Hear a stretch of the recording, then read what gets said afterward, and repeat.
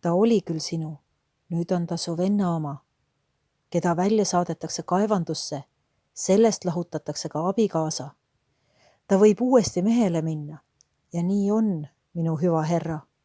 Sa oled kaua kodunt eemal olnud ja naistel on üksinda igav. Nemad tahavad armastust. Aga tal oli ju ta laps. Kas tal polnud küllalt sellest, et tal niisugune poeg on? Mis on saanud mu pojast? Sa peaksid ju teadma, mis kombeks on. Kui isa saab orjaks, saab ka poeg orjaks.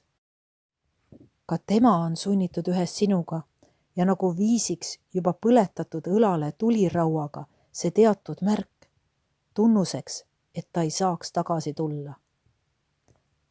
Kapteni huulil vakatas sõna. Haaras kinni oma tugevate kätega tüdruku õlgadest ning vaatas tardunult talle silma. On suurel hulgal, iseäranis Voliinias, sellaseid õnnetuid, kellesse astub kurat säärasel kujul, et pesitseb otse kohe silmisse ja need siis näevad kuradi viirastusel kõiksugu imelisi ilmutusi ning lugusid, mida tõsielus pole olemas ja räägivad nendest, nagu näeksid neid tõesti.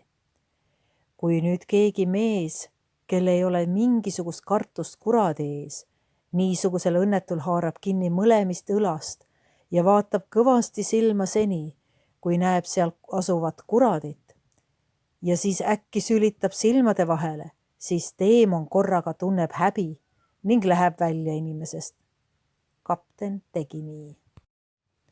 Võib ju ka olla, sõnus tüdruk, pöökides silmi põlle äärega.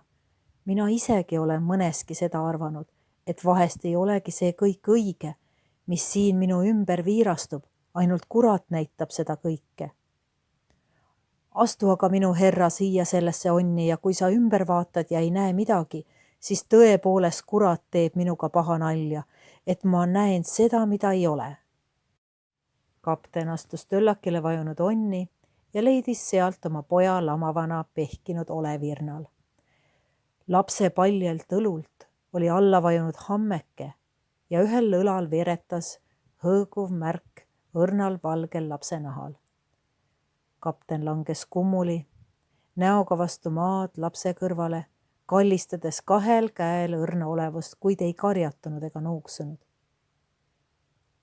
No vaata nüüd, hüva herra, ka sina oled nüüd kuradist vaevatud, et näed seda, mida ei ole. Laps ei kaebanud, ainult vabises, piinasid hirm, valu ning palavik. Isa kattis ta oma mantliga ja võttis siis sülle. Kuula siis nüüd, herra, mis lasi näha mind kuri, kui kõik see on lummutus. Sinu enesest taarusta hoole oli usaldatud su suurtes raudlaegastes varanduse ja su lapse saatmine Tsarskoje loosse. Sinu abikaas ja noorem vend olid juba Peterburis. Sinu varandusest ma ei tea, kellele see pidi jaotatama. Su naine sai ülesandjale terveni. Laps aga viidi sinna selleks, et ühes sinuga saata Urali. Laps nuttis väga sinu järele, mind lubati temaga ühes minna. Ometi ta nuttis ala kogu tee, haav põles veel õlal vaesekesel.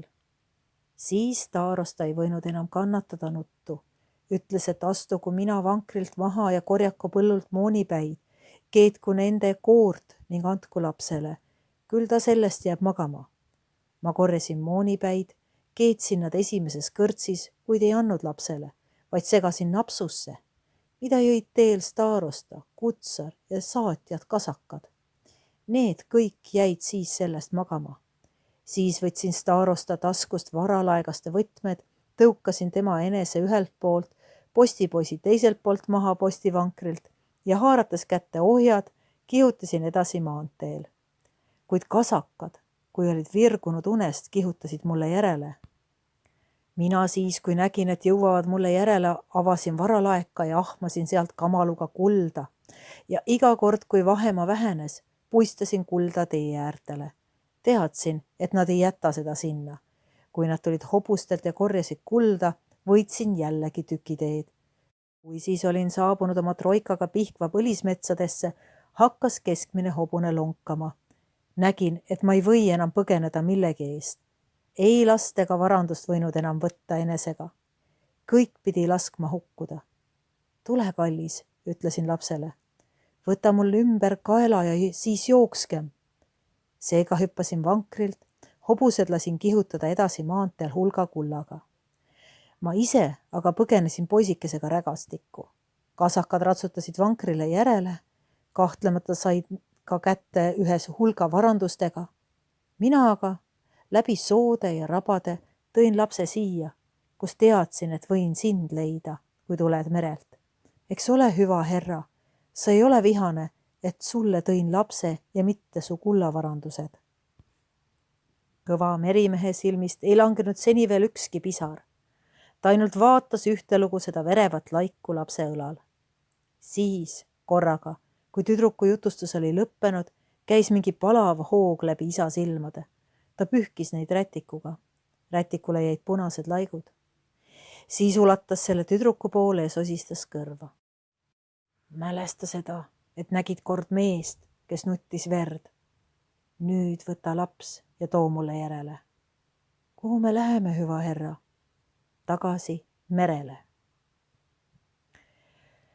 Tormiga arastatud laevamehed ootasid, mis ütleb seepeale nende juht, kelle üle nad nõnda hämmastunud olid. Saabunud jälle Saadov Ostrela tekile. Kapten leidis juba sealt admirali saadiku ukaasiga, mis temalt võtab senise kapteni auastme ning tema asemele nimetab tiitlite järele tema noorema venna. Tormiga arastatud laevamehed ootasid, mis ütleb seepeale nende juht, kelle üle nad nõnda hämmastunud olid. Visake merde kõik ühes selle toojaga. See meeldis neile. Tegidki nii. Siis tulge minuga, kuhu teid viin. Läheme sinuga ka põrgule vastu. Ent nüüd me ei võitle enam põrgute vastu, vaid taevaste ja maade vastu ja ühineme põrgute ja meredega. Varsti toodi teade, et Hiiu karidel on leitud purustunud laeva nina ja üksikuid rususid, mis läbi sai kahtlematuks, et Sladov Ostrela ühes meeskonna ja 7 kahuriga on vajunud merepõhja. Nii oligi parem. Kapten Ungernist ei rääkinud enam keegi.